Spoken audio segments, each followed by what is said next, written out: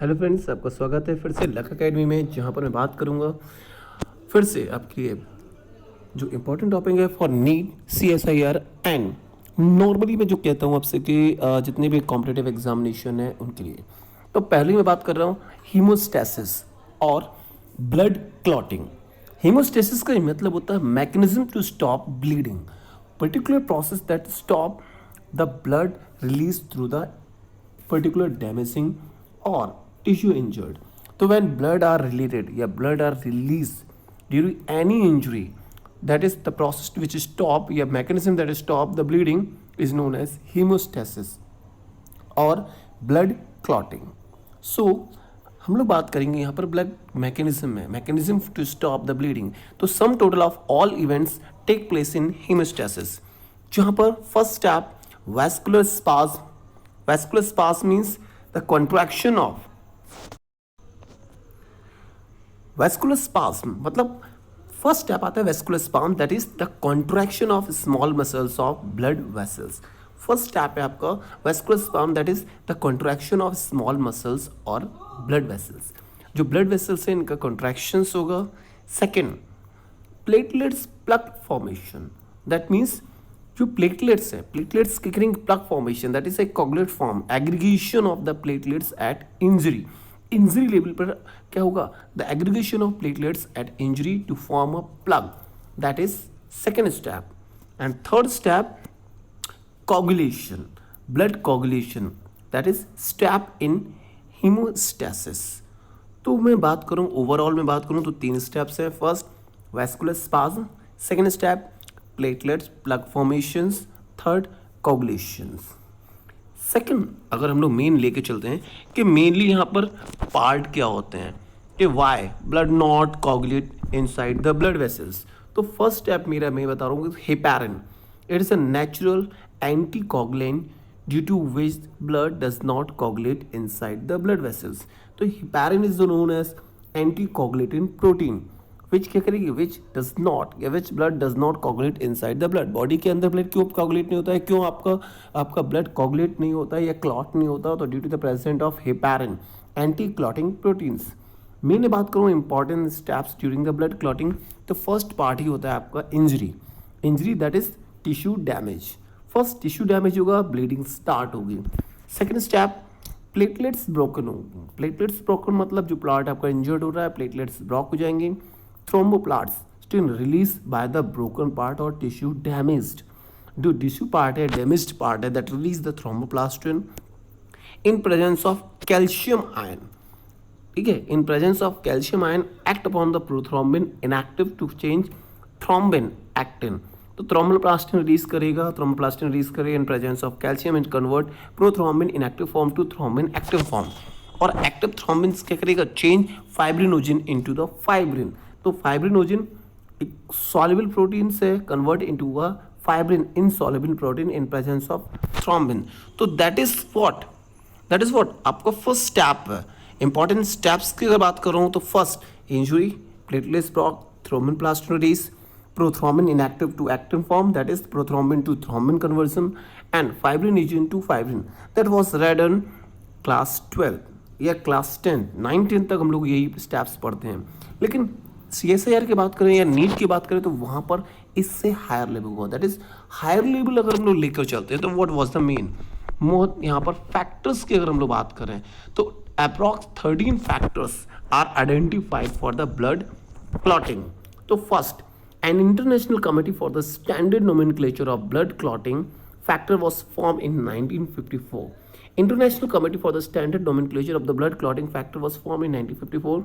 Committee recommended the numerical system to the designating various factor for the blood clotting. कि जो 1954 में उसने एक पर्टिकुलर कमेटी किया कि कहाँ पर ब्लड क्लॉटिंग के अंदर कौन कौन से फैक्टर्स. तो इसमें हम लोग बात करें कि 13 factors are responsible for the blood clotting और हीमोस्टैसिस. जिसमें फर्स्ट फैक्टर होता है आपका fibrinogen, second prothrombin, third thromboplastin, fourth calcium ion, fifth आपका प्रोएसिडिन या फिर लेबाइल फैक्टर्स, 6 आपका अभी तक क्या है, थोड़ा सा मैंने बोला कि अभी तक डिस्कवर्ड नहीं हुआ, अनडिस्कवर्ड फैक्टर से। 7 बात करूँ stable factor, 4th anti हीमोफ्लोबिक factor या एंटी हीमोफिलिक फैक्टर, और anti haemoglobin haemophilic globin factor known as AHG AHF। It is absent in haemophilia. The person जिसको हीमोफीलिया होता है उन सभी के अंदर एब्सेंट होता है। ये 7 नंबर का है, इसमें थोड़ा सा गलत हो गया, 8 नंबर। 9th अगर मैं बात करता हूँ Christmas factor also known as PTC plasma या फिर थ्रोम्बोप्लास्टिन कॉम्पोनेंट। 10th नंबर की बात करते हैं Stuart factor also known as Stuart power factor. 11th number की बात करना PTA plasma thromboplastin antecedent, 11th factor that is responsible. 12th बात करते हैं तो Hageman factor known as surface factor. तो फैक्टर की अगर बात करते हैं फैक्टर 12th नंबर का है आपका Hageman factor also known as surface factor. 12 के बाद 13 FSP fibrinogen stabilising factors also known as fibrinase factor also known as Laki Lorand factors. अब ये 12 की जगह मैंने कहा 13 फैक्टर है, जिसमें से 6 नंबर का अभी क्या है एसिटिन दैट वाज अनडिस्कवर्ड। अगर मैं बात करूं इनकी तो सबसे पहला फैक्टर है आपका first factor fibrinogen, prothrombin, thromboplastin, calcium. ये देखिए नेक्स्ट मैंने बोला आपका 5th प्रो एसिटिन और labile factor that is 5th number factor. 6 accelerin undiscovered factor अभी तक नहीं हुआ, लेकिन जब डिस्कवर्ड होगा इसका नाम यही होगा एसिटिन, क्योंकि प्रो एसिटिन के बाद एसिटिन या फिर undiscovered factor that is 6 number. 7 stable factor anti हीमोफ्लोबिक factor, Christmas factor, Stuart power factor, plasma thromboplastin antecedent या PTF, हैगमन फैक्टर और Stuart surface factor. Next Laki Lorand factor और फाइब्रिन स्टेबलाइजिंग और fibrinase. अब यहाँ अगर हम लोग बात करते हैं कि भाई इसमें इनको याद कैसे करें, तो देखो इसके लिए एक छोटी सी ट्रिक बनाई हुई है मैंने, परेशान नहीं हुई है, इसको आप लोग रट सकते हो, लर्न कर सकते हो, बहुत ही सिंपल ट्रिक्स है। अगर बात करूँ फर्स्ट मतलब एफ का मतलब फाइब्रिनोजिन, तो for permanent treatment of cancer please arrive soon eight Chandrashekhar private hospital Lucknow. That is the trick for all 13 factor. F मतलब मैंने कहा फर्स्ट, फॉर मतलब फाइब्रिनोजिन, परमानेंट मतलब प्रोथ्रोम्बिन, ट्रीटमेंट का मतलब हो गया आपका थ्रोम्बोप्लास्टिन, ऑफ स्लैश दे सकते हैं, कैंसर मतलब कैल्शियम, प्लीज मतलब आपका प्रो एसिटिन, अराइव मतलब एसिटिन या 6 नंबर फैक्टर हो गया। 7 stable factor soon stable, eight anti haemoglobin factor, Chandra मतलब क्रिसमस, शेखर मतलब स्टुअर्ट पावर फैक्टर, प्लीज मतलब प्राइवेट का मतलब हो गया आपका प्लाज्मा थ्रोम्बोप्लास्टिन फैक्टर 11, हॉस्पिटल मतलब हैगमन फैक्टर और लखनऊ मतलब लाकी लोवेन फैक्टर्स। तो हम लोग अगर बात करते हैं तो फर्स्ट फॉर हो गया, फर्स्ट सेकंड ये आपके 13 फैक्टर ने रिस्पॉन्सिबल फॉर द प्रोटीन्स। अब यहाँ पर हम थोड़ा सा एक चीज़ और देख लेते हैं कि अगर इनमें से कोई भी हो सकते हैं, तो देखिए कौन कौन से फैक्टर से रिलेटेड आपकी 3 डिसीजेस होती हैं। हीमोफीलिया ए, या मैं बात करूँ हीमोफीलिया, तो हीमोफीलिया का मतलब है वहाँ पर ब्लड क्लॉटिंग नहीं होती थी, that is also known as royal disease. तो royal disease is for haemophilia A या haemophilia A. Haemophilia mainly are of आपकी 3 टाइप्स होती है, haemophilia A, haemophilia B, haemophilia C. तो यहाँ पर मैंने कहा haemophilia A that is known as royal disease, it is caused by the factor 8। अगर फैक्टर 8 आपका एब्सेंट हो जाता है, deficiency of 8th factor means क्या हो गया आपका anti haemoglobin factor, anti haemophilic factor और 8th factor that is absence, AHF absent होता है, that is known as haemophilia A या रॉयल डिसीज। नेक्स्ट होती है आपकी हीमोफीलिया बी। हीमोफीलिया बी का मतलब है factor 9 that is Christmas factor 9 आपका जब एब्सेंट होता है तो factor deficiency of factor 9 it is known as haemophilia B. और हीमोफीलिया सी दैट इज आपका factor 11, it is X linked disease also known है। आपकी ये सारी के सारी जो बात करूँ हीमोफीलिया आपकी एक्स लिंक्ड है, एक्स क्रोमोसोम पर इनकी चीजें प्रेजेंट होती है। तो जब आपका 11 नंबर का फैक्टर है प्लाज्मा थ्रोम्बोप्लास्टिन एंटीसीडेंट या PTA, जब आपका एब्सेंट होता है तो ये होती है आपकी हीमोफीलिया सी। हीमोफीलिया का मतलब ये होता है ये तीनों की तीनों आपकी किससे रिलेटेड होती हैं, यहाँ पर हमारा ब्लड क्लॉट नहीं होता है। तो ब्लड क्लॉट से रिलेटेड आपको तीनों डिसीज याद रखना है, haemophilia A, haemophilia B, haemophilia C. A में आपका 8 नंबर का फैक्टर है, 8th 9th और 11, 8 9 11 तीनों याद रखना है, 8th से ए, 8th ए, 9th बी और 11th का सी, ये 3 सेक्शन याद रखना है। इन्हीं से आपका रिलेटेड डिसीजेस से रिलेटेड क्वेश्चन काफ़ी बार आता है। नेक्स्ट हम लोग पढ़ते हैं कि किस तरीके से आपका कन्वर्जन होता है, किस तरीके से यहाँ पर ब्लड क्लॉटिंग हमारी कंट्रोल होती है। तो सबसे पहले अगर मैं बात करता हूँ आपका, दो चीज़ें हैं यहाँ पर, दो तरह के पाथवे होते हैं। पहला होता है आपका इंट्रिंसिक पाथवे और दूसरा होता है आपका एक्सट्रिंसिक पाथवे। इंट्रिंसिक मतलब अंदर से किस तरीके से चल रहा है और बाहर से कौन कौन सी चीज़ें यहाँ पर कंट्रोल कर रही हैं। तो पहला देखिए, इंट्रिंसिक पाथवे का मतलब होता है कि जैसे हमारा कोई पार्ट इंजर्ड हुआ, कोई टिश्यू आपका इंजर्ड हुआ, तो वहाँ पर कैल्शियम आयन रिलीज होता है, रिस्पॉन्सिबल होता है, ब्लड के अंदर हमेशा प्रेजेंट होता है। वहीं जो इंजर्ड पार्ट है दैट रिलीज थ्रोम्बोप्लास्टिन, और ये थ्रोम्बोप्लास्टिन क्या करेगा, जो 12 नंबर का, देखिए पहले हम इंट्रिंसिक को पढ़ते हैं, एक्सट्रिंसिक को थोड़ा सा रुक जाते हैं। तो थ्रोम्बोप्लास्टिन क्या करता है, जो 12 नंबर का फैक्टर है, 12th को कन्वर्ट करेगा 12th ए फैक्टर में। ये 12th ए क्या करता है, जो 11th वाला फैक्टर है, मतलब एक तरीके से बात करूँ इनएक्टिव से एक्टिव फॉर्म्स में बात करूँ, तो 12th का 12th ए में कन्वर्ट कर रहा है, 11th को जो 12th ए है, जो 12th ए क्या करेगा, 11th को 11th ए में कन्वर्ट करेगा, और 11th वाला जो फैक्टर है, 11th ए फैक्टर है, वो क्या करेगा, 9th को 9th ए में कन्वर्ट करेगा। ये 9th ए वाला जो फैक्टर है वो क्या करेगा, कन्वर्ट करेगा आपका 10th फैक्टर्स को। तो पहले हम लोग इंट्रिंसिक की अगर बातें कर लेते हैं, तो देखो सबसे पहले जो इंट्रिंसिक फैक्टर है, ये इंट्रिंसिक फैक्टर क्या करेगा, या मैं जो बात करूं टिश्यू जो है, इंजर्ड पार्ट जो है आपका, जो भी इंजर्ड पार्ट है, ये रिलीज करेगा आपका थ्रोम्बोप्लास्टिन। ये थ्रोम्बोप्लास्टिन क्या करेगा, कन्वर्ट करेगा आपका 12th नंबर का जो फैक्टर है, इसको कन्वर्ट करेगा 12th ए में। 12th ए आपका क्या करेगा, कन्वर्ट करेगा 11th को 11th ए में। और इसके जस्ट बाद में बात कर रहा हूँ आपका 11th ए वाला पार्ट जो है वो कन्वर्ट क्या हो रहा है हमारा 12th ए को आपका 12th से। तो यहाँ पर देखिए आपका 9th ए से आपका 10th से मैंने कहा 10th ए, ये सारी की सारी चीज़ें चल रही है इन प्रेजेंस ऑफ कैल्शियम। दूसरी चीज़ हम लोग यहाँ लेकर चलते हैं आपका एक्सट्रिंसिक पाथवे को। तो एक्सट्रिंसिक पाथवे में क्या हो रहा है आपका, यहाँ पर भी देखो जो कैल्शियम की प्रेजेंस में क्या होगा, थ्रोम्बोप्लास्टिन कन्वर्ट होगा। लिपोप्रोटीन की बात करें, थ्रोम्बोप्लास्टिन की बात करें, तो थ्रोम्बोप्लास्टिन देखो दोनों जगह काम कर रहा है। एक तो हमारा काम कर रहा है 12th को 12th ए में कन्वर्ट कर रहा है, और दूसरा जो आपका 7 नंबर का फैक्टर है, 7th वाला जो फैक्टर है, 7th वाली फैक्टर की बात करें, 7th को 7th ए में कन्वर्ट कर रहा है।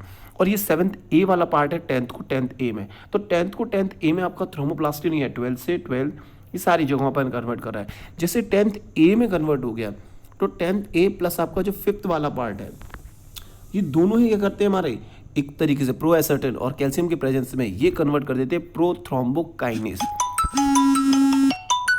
यहाँ पर अगर मैं बात करूँ तो टोटल मिला के आपका जो प्रोथ्रोम्बिनेज है, ये मैं बात कर रहा हूँ जो आपका थ्रोम्बोप्लास्टिन है, ये थ्रोम्बोप्लास्टिन करेगा क्या, ओवरऑल हमारा 10th वाला जो फैक्टर है उस 10th वाले फैक्टर पर ही काम करेगा, मतलब स्टुअर्ट फैक्टर को। अब ये जो स्टुअर्ट फैक्टर है यहाँ पर आपको क्या हो रहा है, 5th एडमिन और कैल्शियम की प्रेजेंस में ये कन्वर्ट हो जाएगा प्रोथ्रोम्बिनेज में। प्रोथ्रोम्बिनेज एंजाइम में जो क्या करता है, प्रोथ्रोम्बिन को थ्रोम्बिन में कन्वर्ट करेगा, मतलब प्रोटियोलिटिक एक्टिविटी शो करेगा, और प्रोथ्रोम्बिन को थ्रोम्बिन प्रोटीन में कन्वर्ट करेगा, जो हम लोग स्टेप आपका 11 मतलब पढ़ते हैं नॉर्मली 10th क्लासेस में। नेक्स्ट, ये थ्रोम्बिन क्या करता है, फाइब्रिनोजिन को फाइब्रिन में कन्वर्ट करता है, और फाइब्रिन आपका सॉल्युबल प्रोटीन होती है, कन्वर्ट हो जाके आपके इनसॉल्युबल में बाय आपका 13 फैक्टर, जिसको हम लोग बोलते हैं लास्ट वाला फैक्टर लेवाइल फैक्टर या लाकी लोवाइन फैक्टर या फाइब्रिन स्टेबलाइजिंग फैक्टर। ये क्या करेगा, फाइब्रिन जो सॉल्युबल फाइब्रिन है कन्वर्ट करेगा फाइब्रिन, और दैट वाज क्लॉट हो जाएगा, पॉलीमराइज्ड हो जाएगा। तो ओवरऑल अगर हम लोग समरी की बात करें तो समरी हमें यहाँ थोड़ा सा समझ लेना एक बार, बहुत ज़्यादा बड़ी चीज़ नहीं है। पहली सी चीज़ है आपका, यहाँ पर स्क्रीनशॉट ले लीजिए, इंट्रिंसिक पाथवे, इंट्रिंसिक और एक्सट्रिंसिक दोनों पाथवे से यहाँ पर क्या होता है, ब्लड क्लॉट होती है। थ्रोम्बोप्लास्टिन पहले 12 से 12th ए, फिर 11 से 11th ए, फिर 9 से 9th ए, और उसके बाद 9th ए आपका 10th से 10th ए में कन्वर्ट करेगा। एक्सट्रिंसिक पाथवे की बात करें, थ्रोम्बोप्लास्टिन आएगा 8 से 8th ए और 10th को 10th ए में कन्वर्ट करेगा। ये 10th वाला फैक्टर जो है हमारा प्रोथ्रोम्बिनेज में कन्वर्ट करता है, और ये प्रोथ्रोम्बिनेज आपका कन्वर्ट करेगा थ्रोम्बिन को, मतलब प्रोथ्रोम्बिन को थ्रोम्बिन में, थ्रोम्बिन फाइब्रिनोसिन को फाइब्रिन में, और फाइब्रिन आपकी सॉल्युबल प्रोटीन से जो कन्वर्ट हो जाएगी फाइब्रिन में। और यहीं आपका जो 13 नंबर का फैक्टर है, ये आपका जो मैं बात करूँगा आपका फाइब्रिन स्टेबलाइजिंग फैक्टर है, दैट क्या करेगा, पॉलीमराइज द फाइब्रिन को फाइब्रिन में, और फाइब्रिन क्या करती है, पूरी ब्लड क्लॉट करती है। और थोड़ा सा स्टेप में समझते हैं, मैंने कहा जो प्लेटलेट्स है किस तरीके से, थोड़ा सा